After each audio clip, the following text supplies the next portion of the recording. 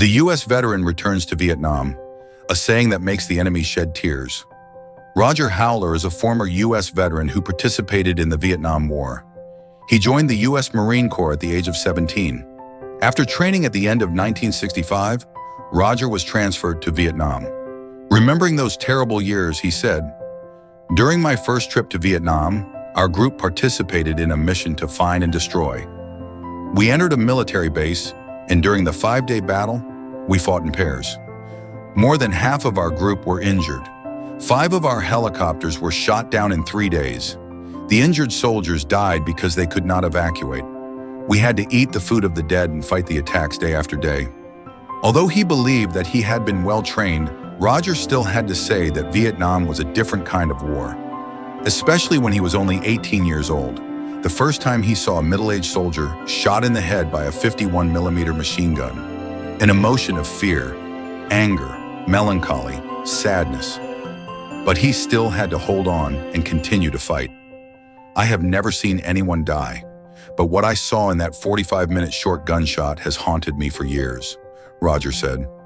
During most of his time in the military, Roger always volunteered to carry out the most dangerous missions and return safely. After that, the Vietnamese army gave $500 to anyone who killed him.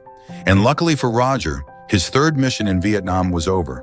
When he was in the hospital, he heard the doctor tell his twin brother that he was going to die, and they couldn't do anything else. Hearing those words when there were only 3 months left until his 23rd birthday, Roger prayed to God. "Dear God, if there really is a God, if you let me live, I will do whatever you want." In fact, Roger recovered miraculously. But then, he was shocked by the serious complications. Like many other veterans, he was haunted by the horrors of war. He tried to forget that wound, but the memories of Vietnam kept coming back every night when he fell asleep. Roger said, "Vietnam is the only place in the world that I never want to go back to." To get rid of those nightmares, Roger turned to alcohol for nearly 5 years. Also because of that, his marriage was pushed to the brink of bankruptcy. The criminal investigation was also disrupted.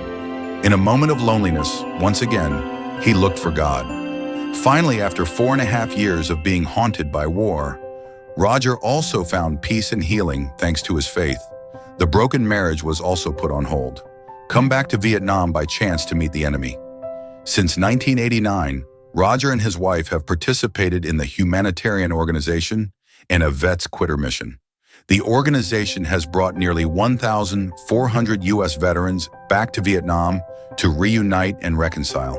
They also built hospitals and sent medical teams to the countryside in South Vietnam. On a trip back to Vietnam, Roger happened to meet and sit across from his old enemy.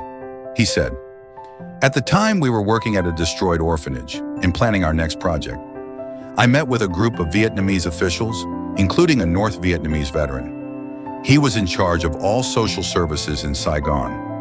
As we started talking, I discovered that he was in charge of the unit that had almost wiped out my unit in the 5-day battle near the military base. So there was silence on the other side of the table. We had an interpreter, a young woman named Hin. Hin was a wonderful girl. She was fluent in 5 languages, including English, French, and German. We were talking to this colonel through Hin. Then he asked, 'Why did you do this? Especially, why did you come back to our country when we were enemies?' I looked at the colonel and said, 'Sir, I want you to know that through my faith in Jesus Christ, all the pain I went through in Vietnam, you have taken it all away.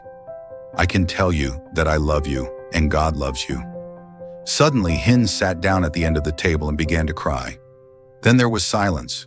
All the Vietnamese officials looked down at the table, and they wondered what the name of this country had said to our beloved sister to make her cry. All was silent for a few minutes. Then when Hin turned to the colonel and told him what I had said, he turned from looking at Hin to looking at me with tears in his eyes. Then he stood up and walked around. I stood up and faced him. He looked at me, then hugged me and started crying.